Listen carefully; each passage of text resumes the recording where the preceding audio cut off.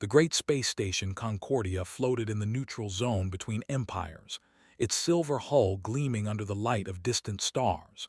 Inside its massive conference chamber, representatives from the 5 most powerful species in the galaxy had gathered for a meeting that would decide the fate of billions. The Dominion sent their war council. The Empire dispatched their finest admirals. The Collective, the Union, and the Coalition all sent their leaders. They came with one purpose, and that purpose was the complete destruction of humanity. Fleet Commander of the stood at the center of the chamber, his scaled face twisted into what passed for a smile among his kind. His yellow eyes swept across the assembled delegates as he activated the holographic display. A small blue planet appeared, spinning slowly in the darkness. "Earth," he said, his voice dripping with contempt. "Home to the humans, a species that has been spacefaring for barely 2 centuries. They are weak, they are few, and yet they spread across our territories like a disease." High Admiral of the Empire nodded his massive head. His people resembled great armored bears, and his voice rumbled like thunder when he spoke. "My scouts report they have only 200 warships, 200 against our combined might. This will not be a war, it will be an execution." The other delegates murmured their agreement. The humans had made no aggressive moves against any of them. They had sought only trade and friendship. But that was precisely why they were dangerous. Every year, more species chose to deal with humans instead of the established powers. Every year, human influence grew while theirs diminished. The 5 great powers had fought each other for thousands of years, but now they found common ground in their hatred of these newcomers. "We strike in 72 hours, announced. 40,000 warships will converge on Earth simultaneously. Their pathetic fleet will crumble, their cities will burn, and the galaxy will forget that humans ever existed." 3 light-years away, in a cramped intelligence room aboard Earth Station Prime, a young officer named Sam Turner stared at his screen with growing horror. He had spent 6 months breaking encryption codes, and now he wished he had failed. His hands trembled as he reached for the emergency communication switch.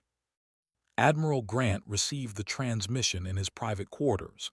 He was an older man with gray hair and tired eyes, but those eyes grew sharp as he read the intelligence report. 40,000 ships, 72 hours, the end of everything humanity had built. He walked to his window and looked out at the stars. Somewhere out there his wife and lived on a colony world that would soon face annihilation. He had always known this day might come. Humanity had risen too fast, made too many friends, earned too much jealousy. Now the bill had come due. But Grant had not spent 40 years in the military without preparing for the worst. He opened a secure channel and spoke 2 words that would change galactic history. "Activate Achilles." Deep beneath the surface of Mars, in a facility that officially did not exist, lights began to flicker on in a cavern large enough to hold a small city. Workers who had spent their entire careers in secrecy rushed to their stations. Massive doors began to open, revealing something that no alien eye had ever seen. The Achilles was not like any other human ship. It was 3 kilometers long, built from alloys that human science could not replicate, powered by engines that human engineers barely understood. 80 years ago, a precursor vessel had crashed on Europa. The precursors had vanished from the galaxy a million years before, leaving behind only ruins and legends. But this ship had survived, and humanity had spent 8 decades learning its secrets. Captain Daniel stood on the bridge of the Achilles and watched his crew take their stations. He was 43 years old, with brown hair going gray at the temples and a calm face that hid a racing heart. Beside him stood Lieutenant Commander Lisa Monroe, his tactical officer. She was younger, barely 30, with red hair pulled back tight and green eyes that missed nothing. "All stations report ready, Captain," she said. Daniel nodded slowly. He had trained for this moment for 5 years, but training could never prepare someone for the reality. 300 souls under his command, 1 ship against 40,000. The mathematics of their situation was clear, and the mathematics said they would die. "Open a channel to Admiral Grant," he said. The Admiral's face appeared on the main screen. The old man looked like he had aged 10 years in the past hour. "Captain, you understand your mission." "Yes, sir. Delay the enemy fleet. Buy time for civilian evacuation." "Daniel," the Admiral's voice cracked slightly, "I am asking you to fly into certain death. I need you to know that I would give anything to have another option." Daniel thought of his sister on Earth, his nephew who had just learned to walk, the billions of people who had no idea that their lives hung by a thread. He thought of the crew behind him, men and women who had volunteered knowing they would probably never come home. "We all knew what we signed up for, sir. The Achilles will do her duty." The Admiral saluted, and the screen went dark. Lisa Monroe moved closer to her captain and spoke quietly so the bridge crew would not hear. "The phase shift drive. Do you really think it will work in actual combat?" "The engineers say it should. The simulations look promising." "Simulations are not reality." "No," Daniel agreed. "They are not, but reality is about to become very interesting." He turned to face his crew. Every eye on the bridge looked back at him, waiting. These were the best humanity had to offer. Engineers, navigators, weapons specialists, medics. They had families, dreams, futures that they were prepared to sacrifice. "In 3 hours, we will face the largest fleet ever assembled in galactic history. The enemy believes this will be easy. They believe humanity is weak. They believe we will break." He paused, letting his words sink in. "They are wrong. Today we show them what humans are made of. Today we buy our people the time they need. And if we must die, then we will die making the enemy pay for every second." No one cheered. No one needed to. They simply turned back to their stations and prepared for war. The Achilles rose from the Martian cavern like a ghost emerging from its grave. Its dark hull absorbed light rather than reflecting it, making the massive ship seem like a hole cut in the fabric of space itself. Navigation Officer Amy Cole entered the coordinates for the enemy fleet, her fingers steady despite the fear in her heart. "Course laid in, Captain."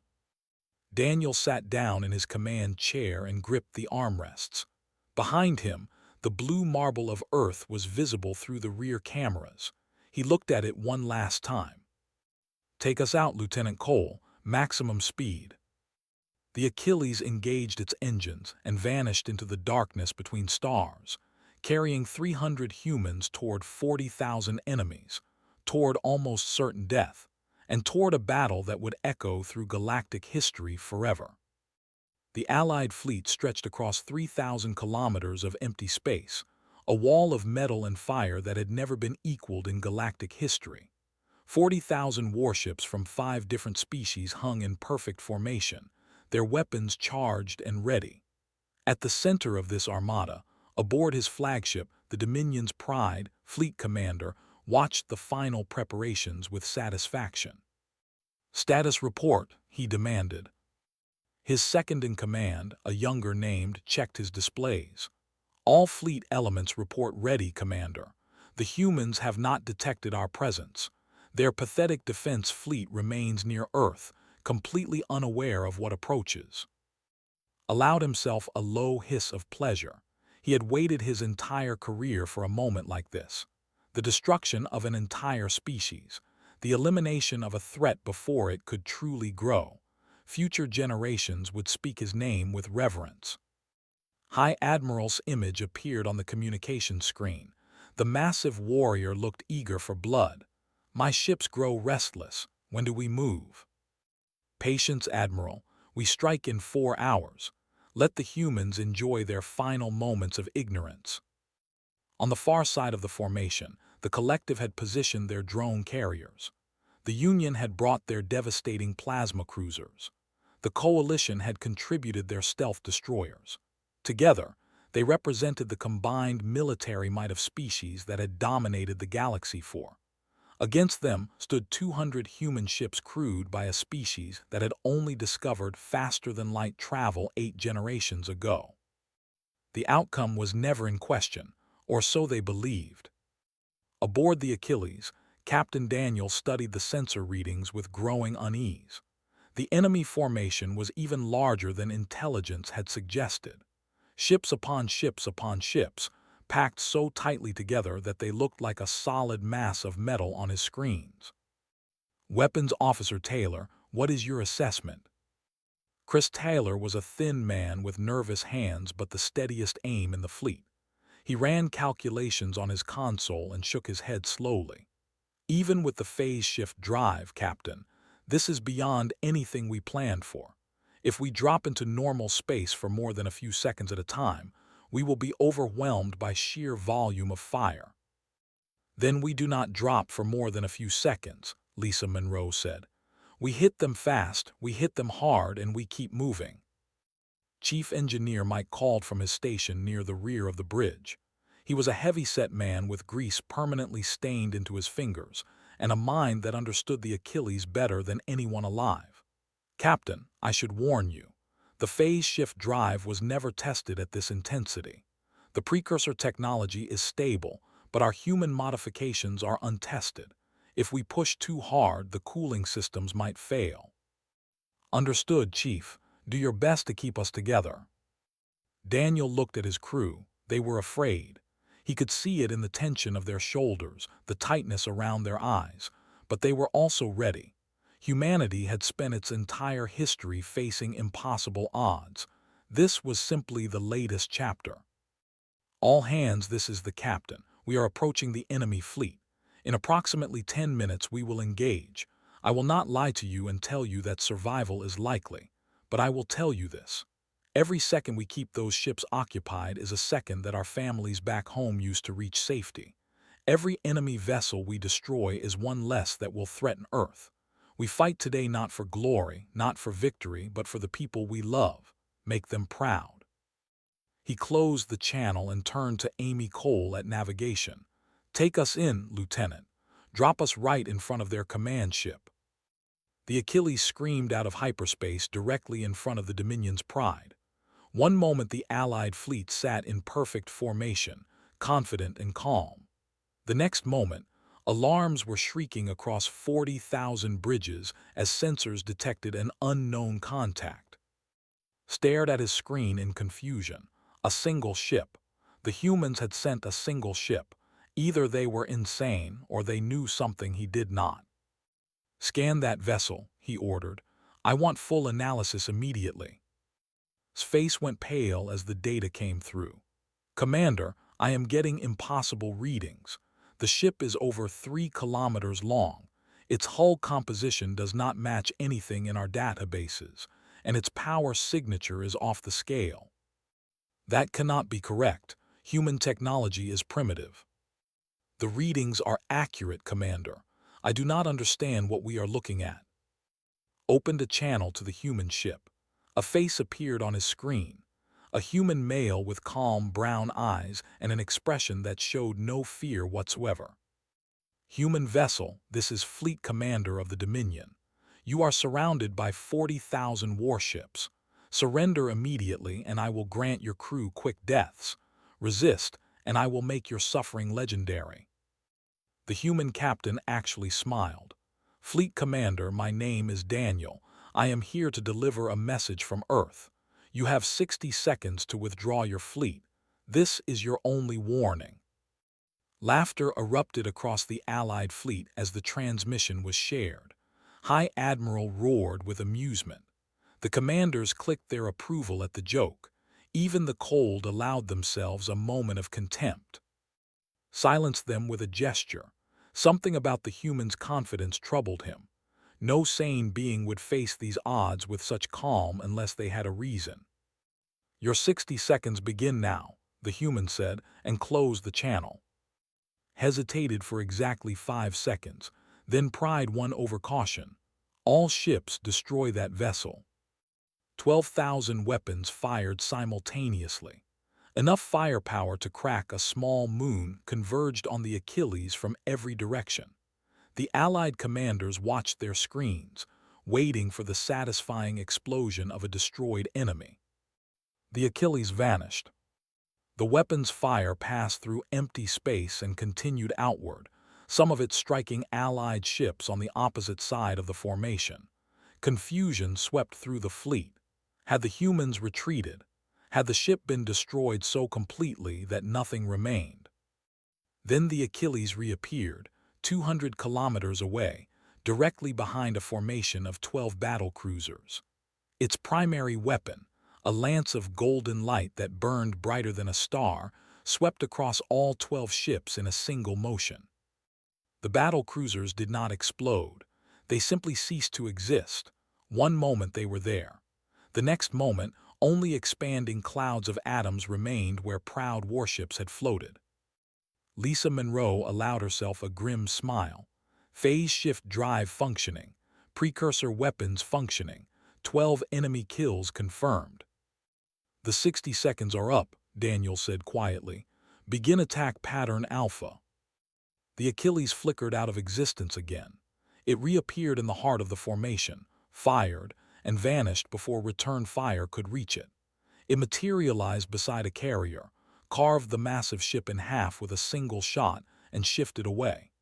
It danced through the enemy fleet like a ghost, appearing and disappearing so fast that targeting computers could not track it. Aboard the Dominion's Pride, watched in growing horror as his beautiful fleet began to burn. His sensors could not lock onto the human ship. His weapons could not hit it. His communications were flooded with screams and distress calls from dying vessels. "What is that thing?" High Admiral demanded, his earlier confidence completely gone. "What kind of weapon have the humans built?" Had no answer. He had spent his entire life studying warfare, and he had never seen anything like this. The human ship was not fighting them. It was slaughtering them. And it had only been 60 seconds. The battlefield had become a graveyard. Wreckage tumbled through space where proud warships had floated moments before. Emergency beacons flashed desperately from escape pods as survivors fled their destroyed vessels. And through it all, the Achilles continued its terrible dance of death. 1 minute into the battle, 400 ships had been destroyed. The Allied fleet had not landed a single hit on their enemy. Captain Daniel gripped his command chair as the phase shift drive hurled his ship across the battlefield. The transitions were disorienting, reality blurring and snapping back into focus with each jump. But his crew performed flawlessly. Amy Cole at navigation anticipated his orders before he gave them. Chris Taylor at weapons selected targets with mechanical precision, and the Achilles responded to their commands like a living thing eager for battle. "Targeting command cluster," Lisa Monroe reported. 15 heavy battleships in tight formation. "Fire!" The golden lance swept across the formation. 15 ships became 15 clouds of debris in the span of a heartbeat. The Achilles shifted away before the afterglow had faded. Aboard his flagship, High Admiral watched his finest vessels die and felt something he had never experienced before. Fear. True, overwhelming fear. His people were the greatest warriors in the galaxy. They had conquered 100 worlds, and now they were being exterminated by a single human ship that they could not even touch. "All ships retreat," he bellowed into his communication system. "Break formation and scatter." But his order came too late. The Allied fleet had been arranged in a tight formation designed to concentrate firepower. Now that same formation became a death trap. Ships trying to flee collided with ships trying to maneuver. Vessels firing blindly at the flickering human ghosts struck their own allies instead. The carefully coordinated armada dissolved into chaos.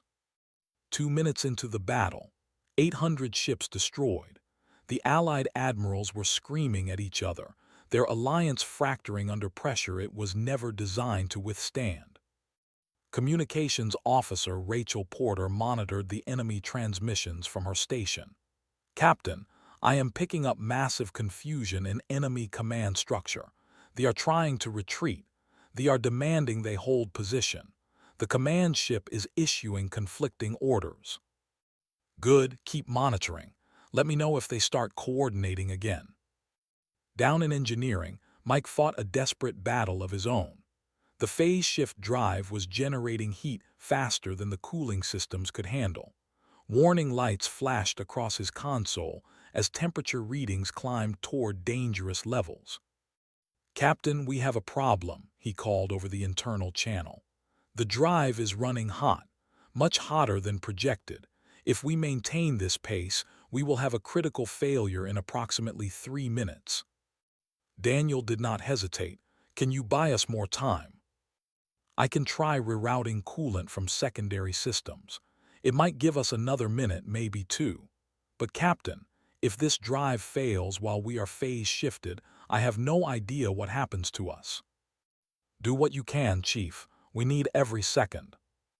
3 minutes into the battle, 1,600 ships destroyed. The Union flagship exploded as the Achilles appeared beside it and fired at point-blank range. The Coalition stealth destroyers tried to use their cloaking technology to hide, but the precursor sensors aboard the Achilles saw through their screens like they were made of glass. Fleet Commander stood alone on the bridge of the Dominion's Pride. His crew had fled to escape pods. His fellow admirals had either died or retreated.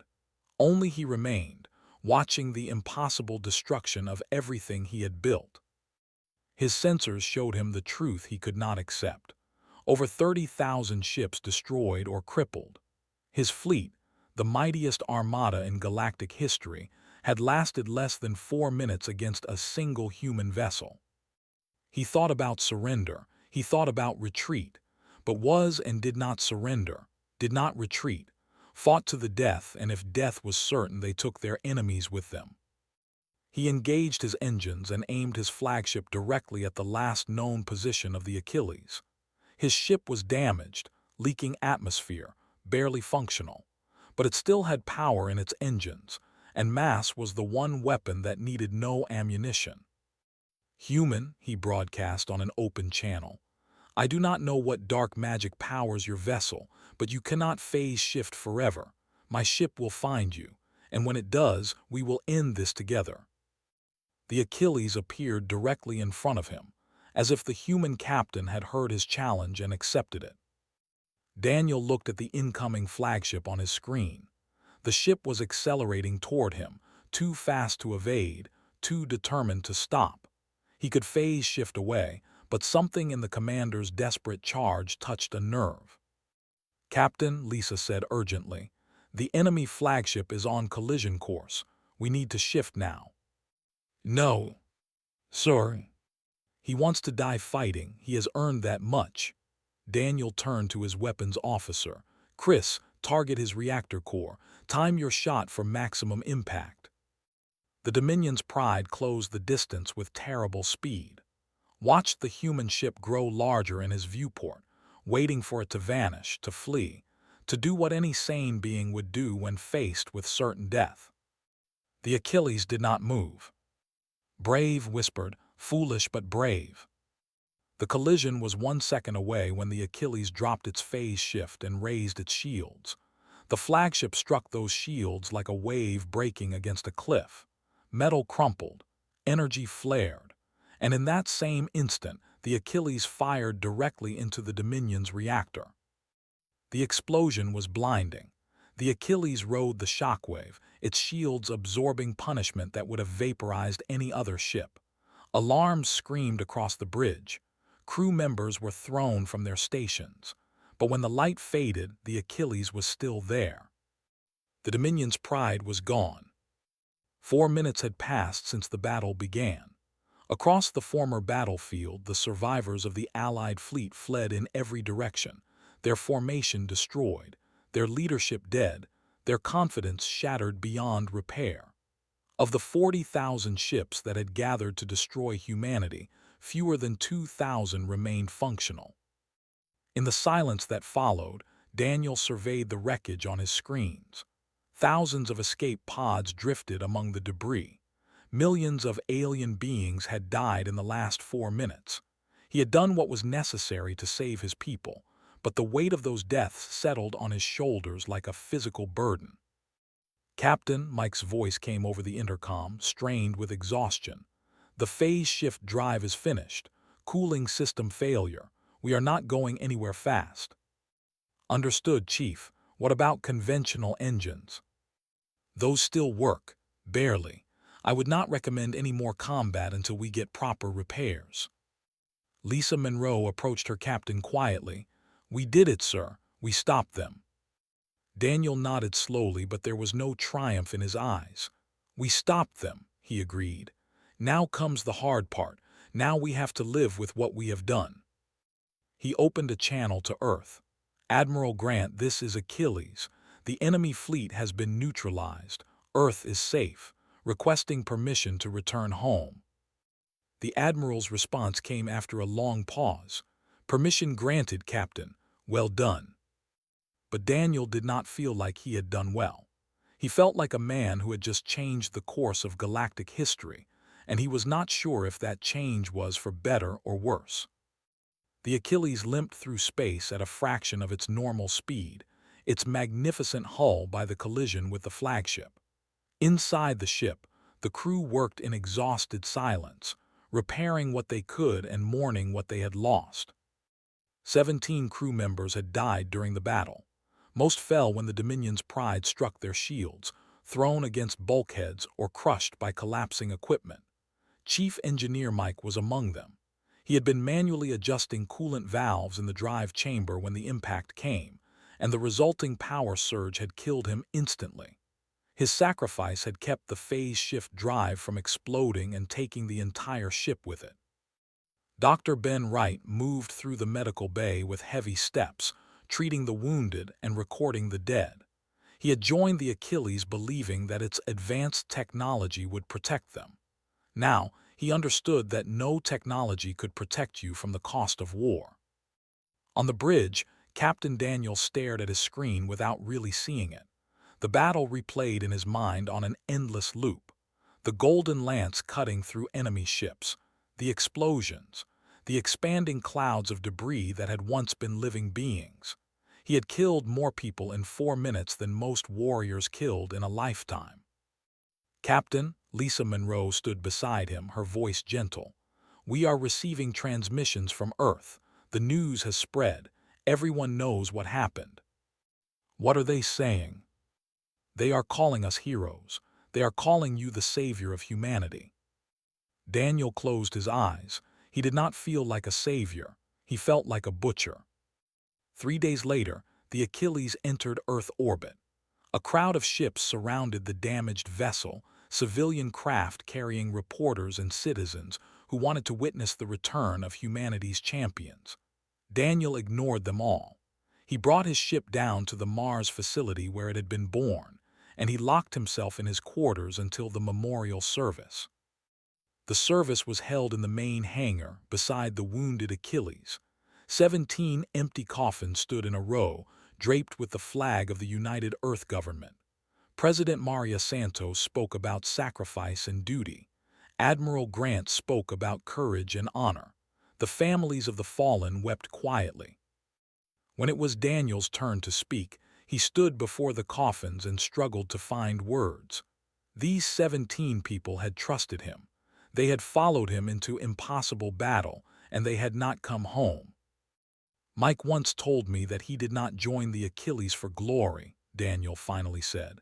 "He joined because he had a daughter on Earth, and he wanted her to grow up in a safe galaxy. He gave his life to make that happen. They all did. We survived because of their sacrifice. Earth survives because of their sacrifice. I only hope that the galaxy we build from here will be worthy of what they gave." The ceremony ended, but the harder work was just beginning. Across the galaxy, news of the battle had spread like wildfire. The 5 great powers which had dominated known space for thousands of years had been humiliated by a single human ship. Their response was not what anyone expected. Citizens filled the streets in massive protests. They had been told that humans were weak, that the war would be easy, that victory was certain. Now they learned that their fleet had been annihilated in 4 minutes and their greatest commander was dead. They did not blame the humans. They blamed their own government for lying to them, for starting a war they could not win, for wasting countless lives on pride and prejudice. The empire fractured overnight. Different factions blamed each other for the disaster. The military blamed the politicians for rushing into battle. The politicians blamed the military for incompetent tactics. Within a week, 3 separate civil wars had erupted as rivals fought for control of what remained. The collective into isolation, their drone factories silent, their people terrified that the humans would come for them next. The Union sent desperate messages to every human outpost, begging for peace negotiations. The coalition simply waited, watching to see what humanity would do with its newfound power. President Maria Santos addressed the United Earth government in an emergency session. She was a small woman with silver hair and sharp eyes, and she had spent 40 years in politics. Nothing in those 40 years had prepared her for this moment. "We have a choice to make," she said. "A choice that will define humanity for generations to come. We have just demonstrated power beyond anything the galaxy has seen. We could use that power to conquer. We could use it to dominate. We could become the very thing we just defeated." She paused, letting her words sink in. "Or we could choose a different path. The 5 species that attacked us were wrong about humanity. They thought we were weak because we sought peace instead of war. They thought we were foolish because we offered friendship instead of threats. Let us prove them wrong in a way they never imagined. Let us answer their hatred with compassion. Let us answer their fear with hope." The vote was not unanimous, but it was overwhelming. Humanity would not seek revenge. Humanity would seek reconciliation. Ambassador Jack was chosen to deliver the message. He was a tall man with a kind face and a gift for languages. He had spent his career building bridges between species, and now he would attempt to build the most important bridge of all. His broadcast reached every corner of the galaxy. "People of the humanity did not seek this war. We do not celebrate your losses. Millions of your people died because your leaders chose hatred over understanding. We cannot bring them back, but we can honor their memory by building something better." He paused, and his next words changed everything. "Humanity offers peace to any who will accept it. We offer aid to any who need it. We offer friendship to any who seek it. Our ships are already being loaded with medical supplies, food, and construction materials. We will send them to any world that asks, without condition, without expectation. Let us begin again. Let us build a galaxy where no species needs to fear another." The reactions were immediate. The Union accepted within hours. The collective responded with cautious interest. Even some leaders, those who had opposed the war from the beginning, sent quiet messages of gratitude. 2 weeks after the battle, a diplomatic vessel entered Earth space. It carried Ambassador, a small being with crystalline skin and a voice like wind chimes. She was the first alien to formally request peace with humanity since the battle, and she was terrified. Her ship was escorted to Earth Station Prime, where President Santos waited personally to greet her. Emerged from her vessel on trembling legs, surrounded by human officials, human soldiers, human cameras. She had seen what humans could do to their enemies. She had no idea what they would do to those who asked for mercy. President Santos stepped forward and did something that shocked everyone watching. She bowed. "Ambassador, on behalf of humanity, I thank you for your courage. Coming here could not have been easy. I want you to know that you are safe, you are welcome, and you are among friends." Stared at the human leader with something like wonder. In her culture, the victor never bowed to the defeated. The strong never honored the weak. Yet here stood the leader of the species that had just destroyed the mightiest fleet in history, bowing to a representative of one of the species that had tried to exterminate them.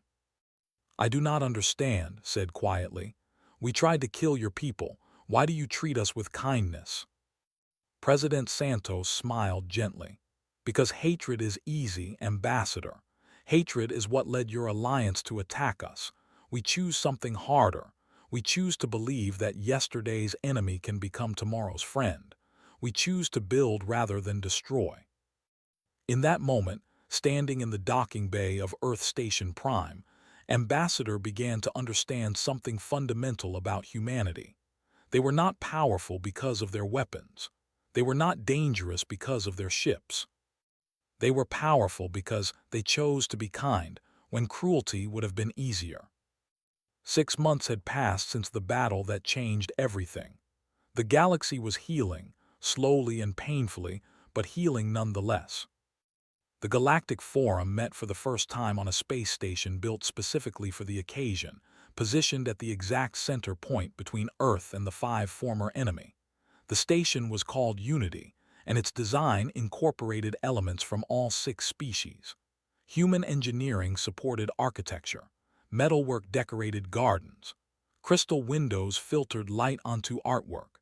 It was a symbol of what they were trying to build together. Representatives from all 6 species gathered in the central chamber.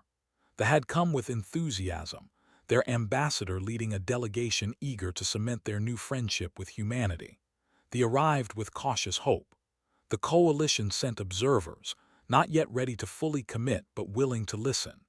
Even the fractured remnants of the Empire sent a representative, a young admiral named who belonged to the faction that had always opposed the war. They were the last to arrive. Their new government, formed from the ashes of the old regime, sent a delegation led by a female named. She had lost her brother in the battle, and her face carried the marks of grief that time had not yet healed. But she had come because she believed that grief should lead to wisdom, not vengeance. Admiral Daniel entered the chamber quietly, wearing his formal uniform for the first time since the memorial service. He had been promoted after the battle, given every medal humanity could offer, called a hero by billions of people. He hated all of it. Every honor reminded him of the lives he had taken, the ships he had destroyed, the families he had torn apart. But President Santos had asked him to attend this gathering, and he could not refuse. The galaxy needed to see the man who had wielded humanity's terrible weapon. They needed to hear his words. The ceremony began with speeches from each species. Ambassador spoke of hope and new beginnings. Admiral apologized for the actions of his predecessors. Of the spoke haltingly about the need to move forward without forgetting the past. Each speaker was careful, diplomatic, measured. Then it was Daniel's turn. He walked to the central podium and looked out at the assembled delegates. Alien faces from 5 different species stared back at him.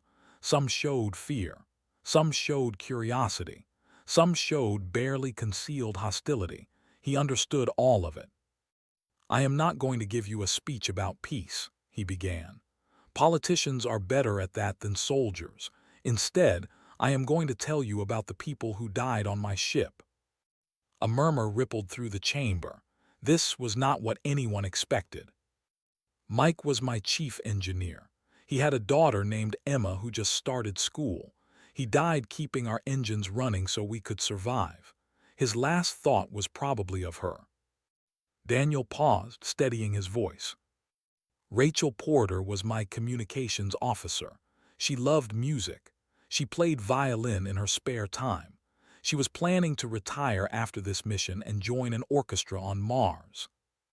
He named all 17 of them. He spoke about their families, their dreams, their small human details that made them people instead of statistics. The chamber fell completely silent. "And then there are the others," Daniel continued. "The millions who died on your ships. I do not know their names. I do not know their families. But they were real beings with real lives, and I ended those lives in 4 minutes of violence." He looked directly at the, "I killed your brother. I do not know which ship he served on or which shot destroyed him, but I pulled the trigger and he is gone. I am sorry. I am sorry it happened. I am sorry it was necessary. I wish with all my heart that your leaders had listened when we offered them peace." Stared at him with tears forming in her yellow eyes. No enemy had ever apologized to the before. Enemies gloated. Enemies celebrated. They did not stand before you with grief in their eyes and take responsibility for your pain. The ship that did all of this, the Achilles, has been decommissioned, Daniel said. It sits in a museum now. Humanity has decided not to build more vessels like it. We have the technology. We have the plans. We could create a fleet that would make us invincible. We chose not to. Another murmur swept through the delegates. This was shocking news. Why would any species voluntarily give up such power? Because power without wisdom is just destruction, Daniel answered the unspoken question. We proved we could destroy you. Now we want to prove we can build something with you instead. I do not know if we can succeed. I do not know if the wounds from this war will ever fully heal, but I know we have to try. Ambassador Jack stepped forward to present the Concordia Accords. The document outlined mutual defense, free trade, shared scientific research, and cultural exchange between all member species. It was ambitious, perhaps impossibly so. It asked ancient rivals to become partners, asked grieving peoples to trust the species that had killed their loved ones. Ambassador signed immediately, her crystalline hand pressing the document with visible joy. The followed. The observer hesitated, then stepped forward and added her mark, committing her people to something her ancestors would have found unthinkable. Admiral of the looked at the document for a long moment. His empire was in ruins. His people were divided. Signing this accord would anger many of his who still blamed humanity for their humiliation. He signed anyway. Finally, only the remained. Stood before the document, her body still, her eyes fixed on Daniel across the chamber. You killed my brother, she said quietly. Yes. You could have destroyed my entire species. Yes. Why did you not? Daniel met her gaze without flinching. Because destruction is easy. Anyone can destroy. It takes no courage to hate. The hard thing, the brave thing, is to look at someone who hurt you and choose to build a future together anyway. Closed her eyes. When she opened them again, something had changed in her expression. The grief was still there, but it had been joined by something else. Resolution. Purpose. She signed the accords. The chamber erupted in applause and cheers. Delegates who had been enemies hours before embraced each other. Ambassador wiped tears from his eyes. President Santos allowed herself a small smile of triumph. 3 months later, Daniel visited the Achilles Museum on Mars. The great ship sat in an enormous hangar, preserved exactly as it had been on the day of the battle. Tourists from across the galaxy came to see the weapon that had changed history. Daniel walked alone through the empty corridors. His footsteps echoed in spaces where his crew had once worked and laughed and dreamed of home. He climbed to the bridge and stood before the memorial wall where 17 names were carved in gold. Lisa Monroe found him there, as he knew she would. The tour groups are asking about you, she said. They want to meet the famous admiral. I am not interested in fame. I know, she stood beside him looking at the names. Do you think they would be proud of what we built? Daniel considered the question carefully. Outside the museum, he knew, human relief ships were delivering supplies to colonies. Engineers were working alongside human scientists on joint research projects. Artists were exhibiting their work in Earth galleries. A galaxy that had been on the brink of genocide was slowly learning to live together. I think they would tell us we still have work to do, he finally said. But yes, I think they would be proud. The next day, a family visited the museum. A mother and her young daughter, their scales a pale shade of green. The daughter pressed her face against the glass that separated visitors from the memorial wall, staring at the carved names. Mother, why did the humans help us after they won? The child asked. We tried to hurt them. The mother knelt beside her daughter and pointed through the glass at the names. Those humans died to protect their families, just like would protect our families. And after they won, they had a choice. They could have punished us for attacking them. Instead, they chose to help us. But why? The mother was quiet for a moment, searching for words that a child could understand. Because that is who they are, she finally said. Humans are not powerful because of their ships or their weapons. They are powerful because they know that true strength is not about destroying your enemies. True strength is about turning enemies into friends. The child thought about this for a while. Then she smiled, a small smile that showed tiny teeth. I want to be like that, she said. Her mother took her hand, and together they walked out of the museum into a galaxy that was learning, slowly but surely, what it truly meant to be strong.